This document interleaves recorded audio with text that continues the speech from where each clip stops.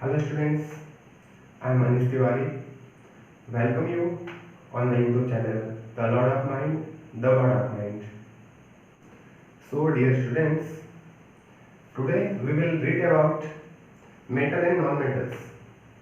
As you know that metal and non-metals are the fourth chapter of your science textbook.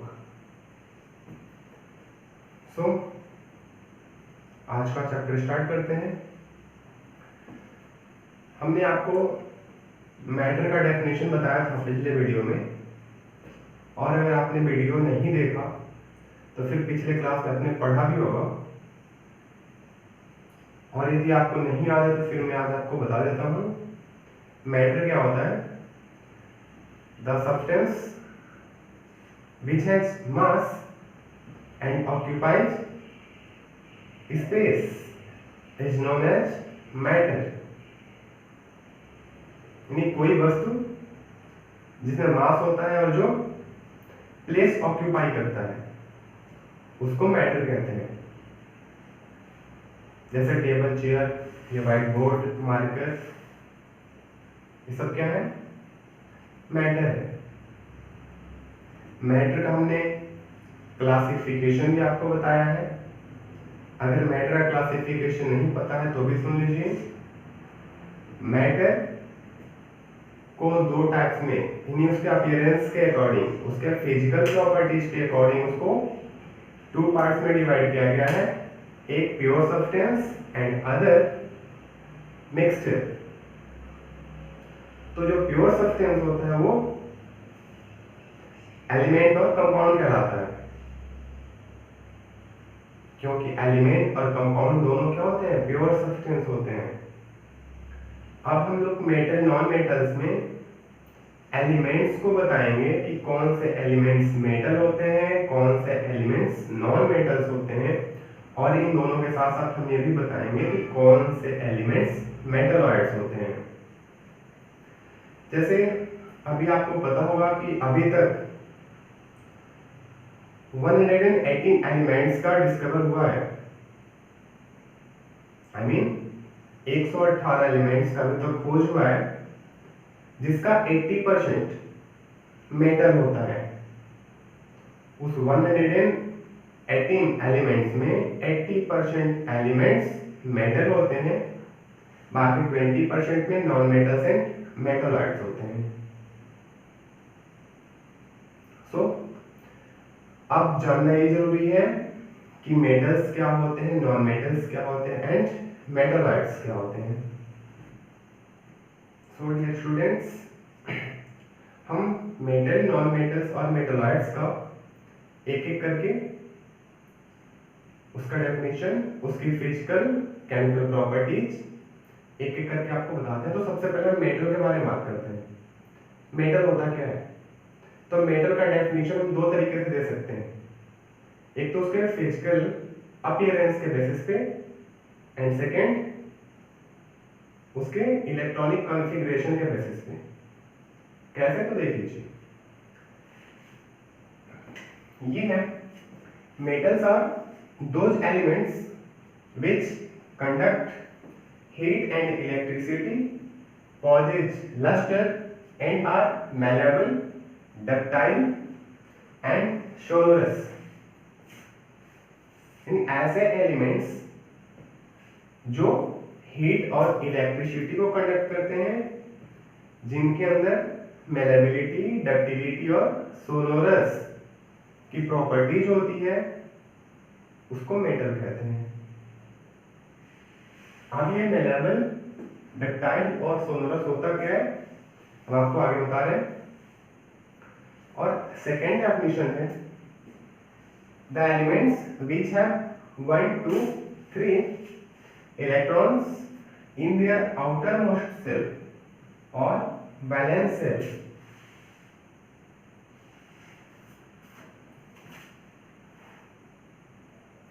are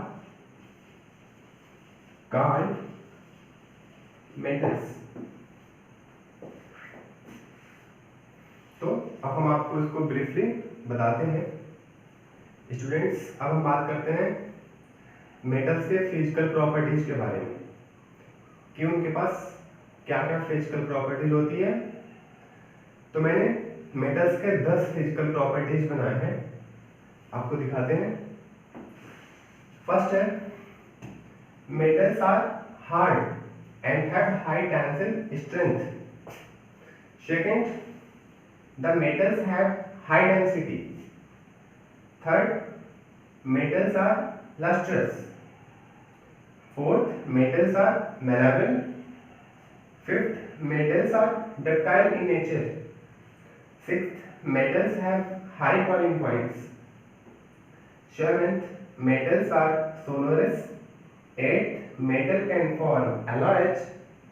Ninth, metals are good conductor of heat. And tenth, metals are good conductor of electricity. आप जल्दी से इसका एक screenshot लीजिए, फिर मैं आपको explain करता हूँ।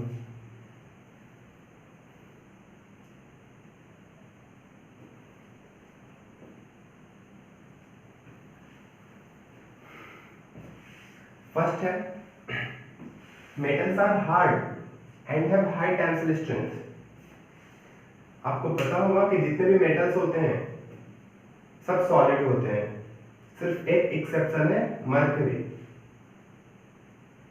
मरकरी रूम टेम्परेचर पे लिक्विड स्टेट में होता है, बट उसके अलावा जितने भी मेटल्स हैं सब सॉलिड होते हैं। और आपको पता है कि सॉलिड क्या होता है, बहुत ही हार्ड होते हैं। हार्ड क्यों होते हैं, जैसे यहाँ पे देखिए,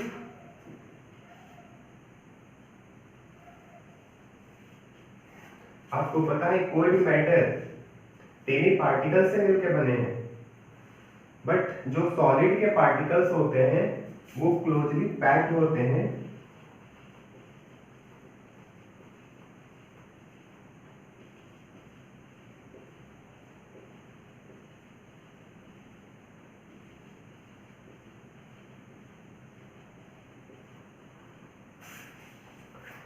इसके पार्टिकल्स क्लोजली पैक्ड होते हैं और इनके बीच का जो इंटर पार्टिकल स्पेस है वो बहुत ही कम होता है। तो पार्टिकल्स के पास होने के वजह से इनके बीच का इंटर पार्टिकल अट्रैक्शन फोर्स जो होता है, इंटरमॉलिक्यूलर अट्रैक्शन फोर्स कह सकते हैं, वो बहुत ही स्ट्रांग होता है। और उस स्ट्रांग होने के वजह से सॉलिड क्या होते हैं, हार्ड होते हैं। सो हम कह सकते हैं कि मेटल हार्ड होते हैं, क्योंकि मेटल ज्यादातर सॉलिड स्टेट में ही होते हैं, इसलिए मेटल हार्ड होते हैं। इसने एक बात और कही गई है, and have high tensile strength. Tensile strength वह स्ट्रेंथ होती है जैसे इलास्टिक है या फिर रबर। रबर को हम फैलाते हैं तो फैलाने पे क्या होता है, उसके पास जितना स्ट्रेंथ होता है तब तक तो उसको फेस कर लेता है, पर जब वो स्ट्रेंथ के बाहर होता है तो वो टूट जाता है। यानी कि उस रबर को हम खींच रहे हैं तो उसके बीच में जितना स्ट्रेंथ है, जितना उसके पास पावर है, उतना तो रोकता है, बट आगे क्या होता है, जब उससे बाहर हो जाता है, उसकी स्ट्रेंथ से बाहर होता है तो वो टूट जाता है। तो रबर का, प्लास्टिक का आपको पता होगा कि जो स्ट्रेंथ होता है बहुत ही कम होता है, लेकिन जो मेटल होता है, मेटल का टेंसिल स्ट्रेंथ बहुत ही ज्यादा होता है, क्योंकि मेटल इतनी आसानी से टूटता नहीं है। वो तभी टूटेगा जब बहुत ज्यादा उस पर लोड दिया जाएगा। इसलिए कह सकते हैं कि मेटल्स के अंदर हाई टेंसिल स्ट्रेंथ होता है। तो फर्स्ट स्टेटमेंट आपको समझ में आया। सेकेंड थिंग है, the metals have high density. Metals की जो डेंसिटी होती है वो हाई होती है। रीजन उसका क्या है, क्योंकि देखिए यहाँ पे जो इसके पार्टिकल्स है बहुत पास है, पास होने के वजह से, अब आपको दिखाते हैं, सपोज ये हो गया सॉलिड, एक हम लिक्विड का स्ट्रक्चर बनाते हैं, यहाँ पे देखिए पार्टिकल्स,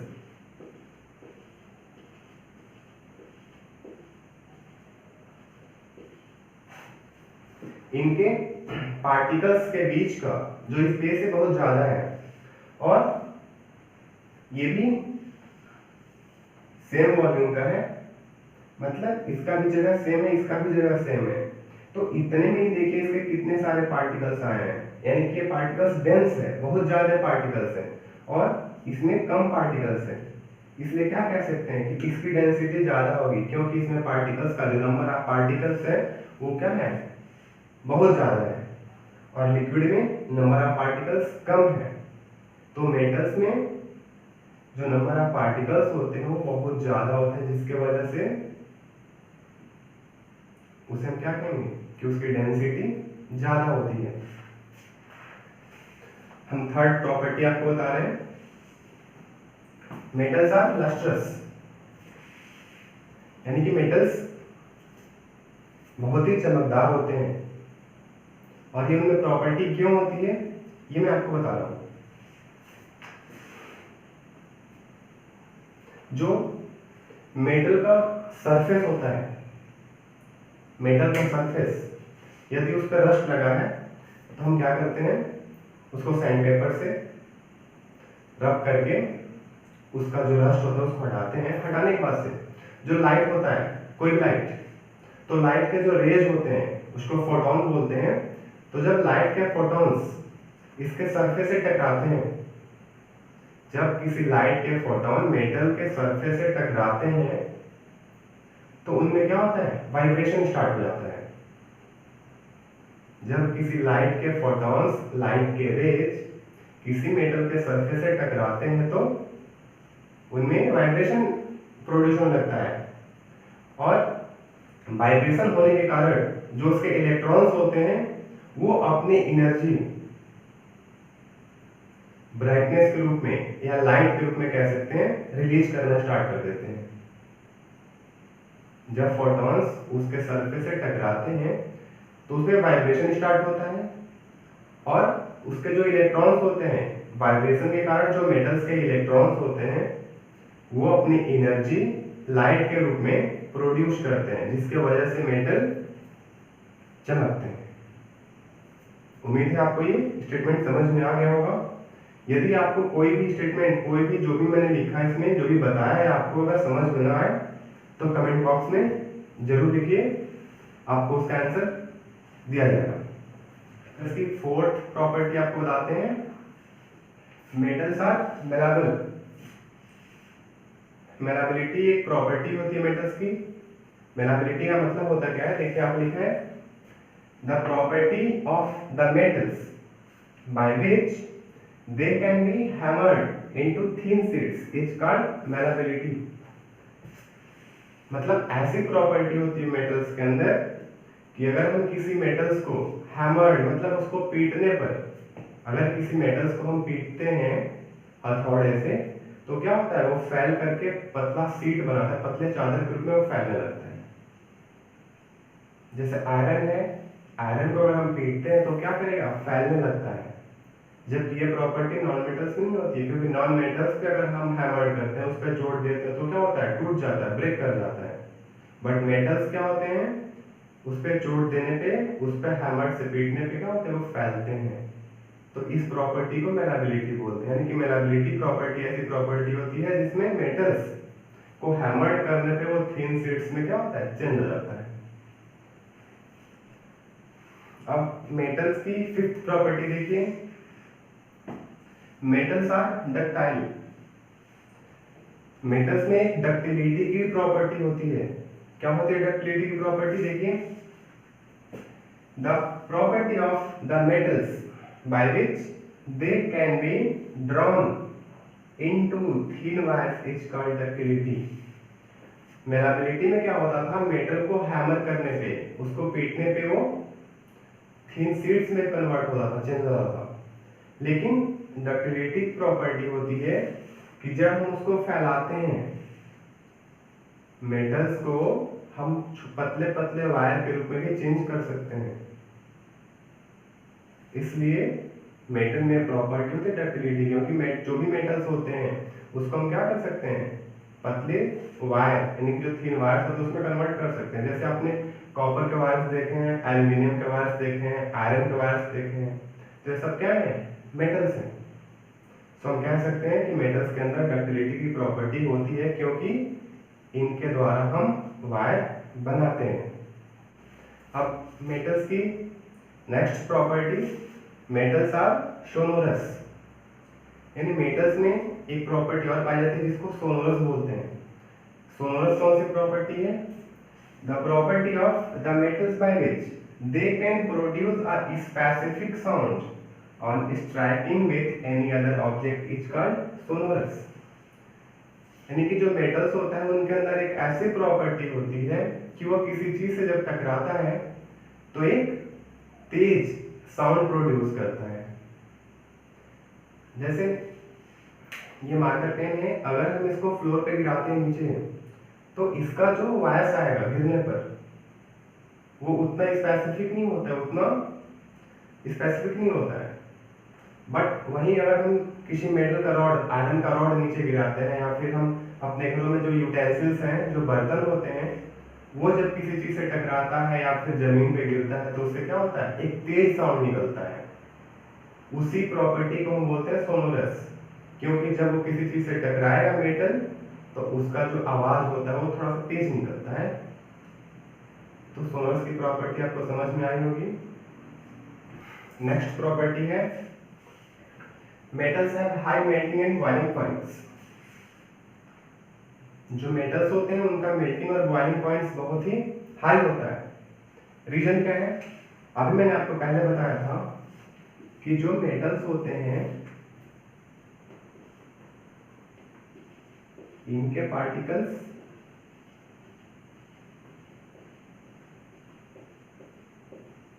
क्लोजली पैक्ड होते हैं, यानी इंटर पार्टिकल स्पेस जो है, इंटर पार्टिकल अट्रैक्शन फोर्स जो होता है वो क्या है, बहुत ही स्ट्रांग है।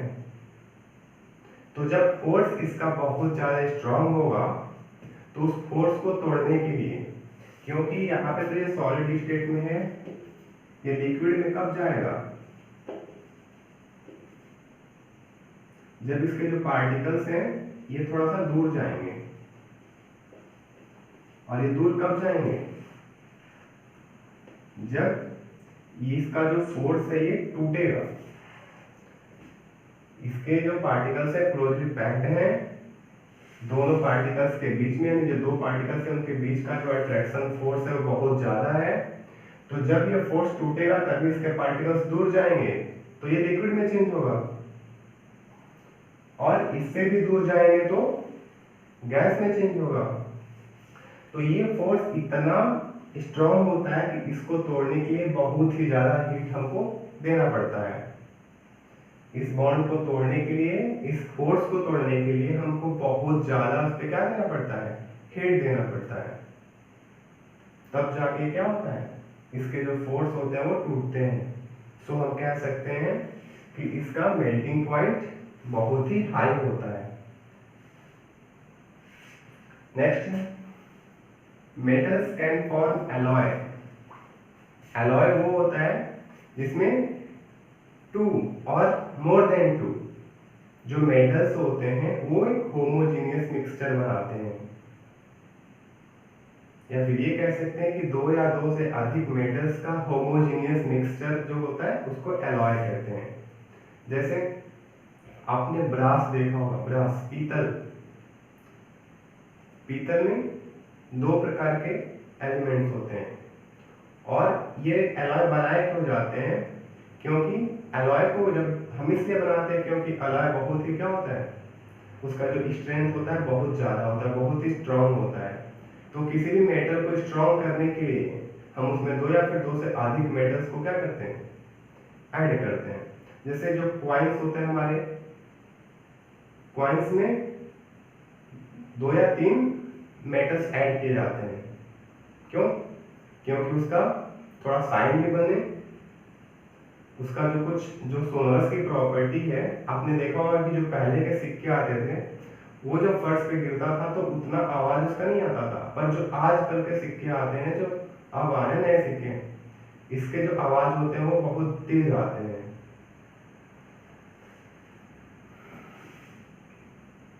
नेक्स्ट है metals are good conductor of heat.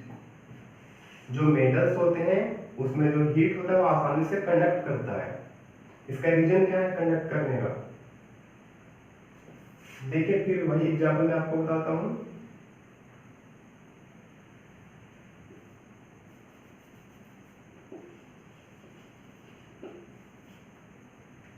ये मेटल्स है, जब हम इसको हीट करते हैं, मेटल्स को जब हम हीट करेंगे, यदि उसके एक सरफेस को हीट करते हैं तो हीट करने के बाद से इसके जो पार्टिकल्स हैं ये अपने प्लेस पर वाइब्रेट करने लगते हैं। जब हम मेटल्स को हीट करते हैं तो इसके जो पार्टिकल्स होते हैं वो क्या करते हैं, अपने जगह पे वाइब्रेट करने लगते हैं, और वाइब्रेट करने के बाद से ये अपना जो प्लेस होता है वो आप लगते हैं एक्सचेंज करने। ये अपने प्लेस को एक्सचेंज करते हैं कि एक जगह से दूसरी जगह पे जाते हैं। तो जब एक जगह से दूसरी जगह पे जाते हैं तो जो ये एनर्जी होती है एक जगह से क्या करते हैं दूसरी जगह पे ट्रांसफर करने लगते हैं। तो ये एनर्जी को जब ट्रांसफर करते हैं एक जगह से दूसरी जगह, इसलिए अगर हम किसी मेटल का ये वाला एंड हीट करते हैं तो ये वाला एंड भी हीट हो जाता है। रीजन क्या है कि इसके जो पार्टिकल्स हैं हीट करने पे वाइब्रेट होते हैं, और वाइब्रेट होने की वजह से वो अपना प्लेस चेंज करने लगते हैं। जब चेंज करते हैं तो इनकी एनर्जी क्या होती है, ट्रांसफर होने लगती है एक दूसरे से एक दूसरे में। तो इस प्रकार क्या होता है, इसमें जो हीट होता है वो कंडक्ट होता है। नेक्स्ट है, metals are good conductor of electricity. Metals electricity का गुड कंडक्टर होता है, इसमें इलेक्ट्रिसिटी इजीली फ्लो कर सकती है। इसका रीजन क्या है, क्योंकि इलेक्ट्रॉन्स के आउटर मोस्ट सेल में 1 और 2 और 3 इलेक्ट्रॉन्स होते हैं। यूनियन मिसलेनियस हम बोल सकते हैं कि मेटल्स में फ्री इलेक्ट्रॉन्स होते हैं। फ्री इलेक्ट्रॉन्स होने की वजह से मेटल क्या करता है, इलेक्ट्रिसिटी को कंडक्ट करता है। अब हम इसके आगे का जो केमिकल प्रॉपर्टीज है और इसके आउटर सेल में 1, 2, 3 इलेक्ट्रॉन्स कैसे आ रहे हैं, ये हम इस चैप्टर के लेक्चर नंबर 2 में बताएंगे। Thank you.